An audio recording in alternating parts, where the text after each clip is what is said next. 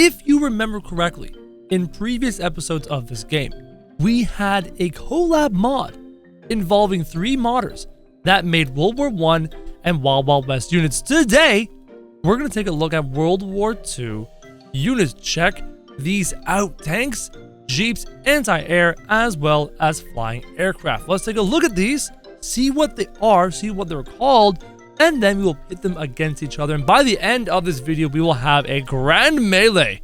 Germans versus Americans. Planes, bombs, tanks, you name it. So our first 4 units, including this giant head dude, are some of our US Ranger units. The first one is US Ranger SMLE MK3, which is probably the name of the gun. I am not a gun guy. Then we have the US Ranger Sharpshooter, who has a sniper rifle, bolt action sniper by the looks of it.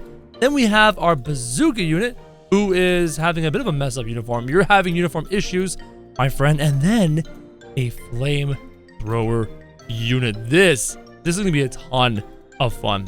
After that, we have a couple of machines, a bunch of machines. We have a jeep with 3 sets of machine guns, or is that 2 sets of machine guns and a cannon or a flamethrower on the front? I'm not too sure.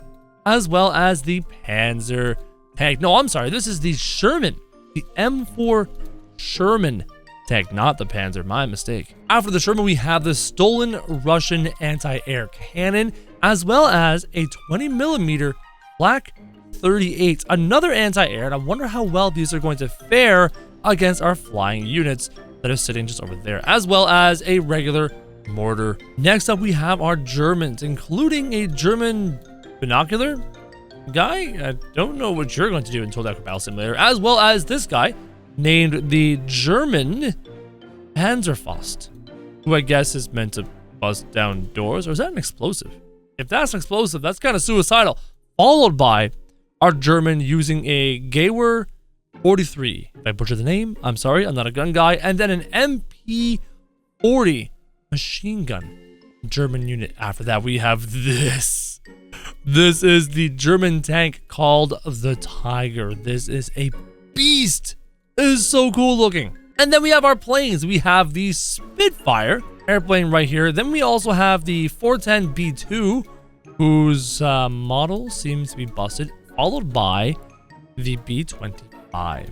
I cannot wait to see these things in action. Let's start off with our American fighters. We have the regular rifle guys as well as the sharpshooters, and they are doing an admirable job dealing with these farmers and these halflings. And some of the halflings are managing to make it. Some of the farmers are managing to make it. The gunshots aren't too loud. The guns are quite powerful, but their accuracy is kind of questionable. The fact that these units can actually get close is kind of funny. But in the end, bullets are way better than halflings. Now we have the flamethrower units as well as the bazooka units, and the flamethrowers all fell over. The bazooka didn't work. Oh my god. Did you see that explosion? It happened so fast. The flamethrowers are actually dealing friendly fire, which is awkward. Look at those bazookas. Oh my god. Those are so powerful. The flamethrowers killed themselves. They killed each other, but the bazookas, oh my god, these things are sick. Now we're gonna have the jeeps and the tanks go against a bunch of Vlad. The jeeps look kind of like little wild animals, like little dogs running around. That was over really quickly. What a insanely quick fight. These tanks, they did some damage. They seem to have machine guns and cannons. This is gonna be fine, right? There's some Russian artillery being attacked by a bunch of clubbers. Oh, that did exactly what I was hoping it was going to do. Look at the clubbers. They just got destroyed. So now we have these flak guns, and flak guns should have a very fast rate of fire, and they're mostly meant to destroy airplanes. They're more anti-air, and look, you can see in the distance still explosions. This is exactly what I pictured when I saw the flak guns, because they fire into the air and they make these explosions as they try to destroy airplanes. And sure enough, they just mowed through these tree giants like crazy. Now we have a whole bunch of the German units, the melee dudes, but I'm not sure the binoculars do. Wait a minute, those aren't melee. Are they rocket launchers of sorts?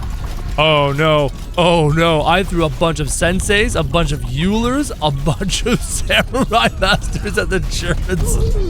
And the Germans couldn't win. 3 of the Panzer tanks. Not the Panzers, the Tigers. These are Tiger tanks. And I want to see what the tanks do versus all these berserkers. They seem to be using the machine guns rather effectively. I haven't seen much in the way of cannons. Watching the berserkers swarm the tanks is actually kind of funny. The problem is, how do they fight the berserkers? Oh, you see that explosion? That might have been... Oh, wow. Let's start with the Spitfires versus a bunch of archers. And what are they going to try and do? Are they trying to shoot down at the archers with machine guns? Is that what's happening? I'm seeing the blasts, and they're slowly killing the archers. I think they have machine guns. Hold on, let me zoom in on some of these things on the ground here. Are those bullets?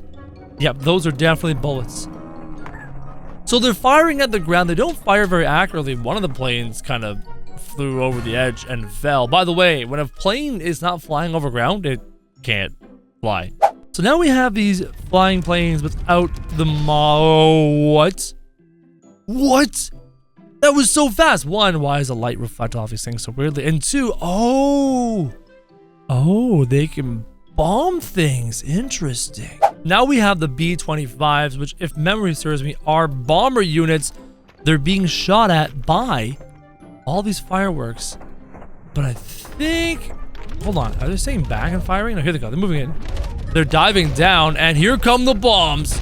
Oh, yeah. They're bombers. Those are really powerful bombers. For our first battle, we're going to have the Americans versus the Germans. Planes, tanks, jeeps, guns on both sides, and I think I might have given the German side a bit too much power. Look at the explosion. Oh, these units are a ton of fun. I don't think I gave the Americans enough power, guys. I think I kept them a little underpowered. The jeeps are still running around like dogs chasing their bones. Dogs chasing their tails, going in there all crazy. The Tiger tanks are doing work. The American tanks, I can't remember the names of the American tanks. The Shermans are still alive doing work. The planes are being shot out of the sky. I wonder how much HP these planes have. You can see the bullets and the tank shots in the base of these planes as they continually get wrecked. It seems like the planes on each side are distracting and acting as a distraction. There's a plane shot out of the sky. GG. There's another plane shot out of the sky. Tanks and anti-air alive? Wait, what? No way! I gave the German side way too much power, but the Americans won. I'm historically accurate, but that's kind of cool. Oh, this fight might be a bit of a mistake. We have our World War I units, including the prototype for a tank, the planes, the anti-tank cannons, and the mortars, all the big guns versus our World War II units, their tanks, their planes, their jeeps, their anti-air weapons. I could not, I don't know, I can't think of it. I cannot even think to describe what's about to happen. I don't know who's going to win. I can't even give you a guess. Let's see what happens. The planes are moving in. The tanks are taking shots at each other. The jeeps want to get close. Will the planes fight each other? Look at all the shots in the sky. Look at the explosions in the sky. Is that the planes or the anti-air doing that? Did this tank just get flipped over? There is so much going on. The B-25 bombers aren't even in yet. Are all those tanks dead? No, the super tanks might still be alive. Full speed. Airplanes moving in. Airplanes got shot out of the sky. Guys, the World War II gear seems to be doing a whole lot better. Yeah. I mean, it makes sense. In history, World War I technology versus World War II technology. Yeah, I would vote for World War II as well. Welcome to the simulation map. We are having an interesting fight, something you'd never see in history, but it'd be kind of cool. On the left, all of our World War I units, including Broken Neck Derpy Face, right here.